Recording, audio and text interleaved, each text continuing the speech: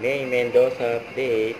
And present ngayon si May. And happy Wednesday to our God. Just a pair of kasama sila Bossing at Miles.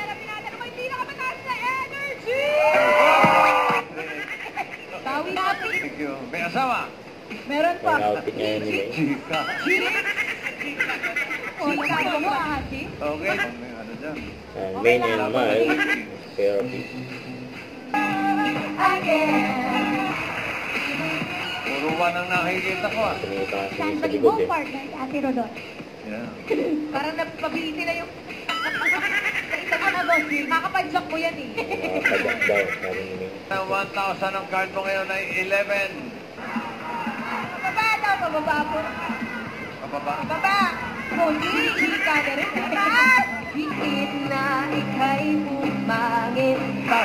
Sobrang umaba. Siyempre, ang ganang sa May. Nabal si May. Side to side. All day. Habe, all day. And I got me like the side to side. Vamos, vamos. Habe, all day, all day. And I got me like the side to side. Whatever, guys. May pasilip tayo sa bansa. Ay, ganda. Okay. Pili ka muna ng singing queen.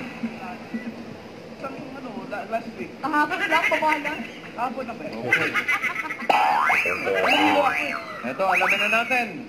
For 28,000 pesos or 7,000. 4,000! Okay, may nanalo na. Oh. Makikilala nyo na talaga ang rakitera ng taon. Yes!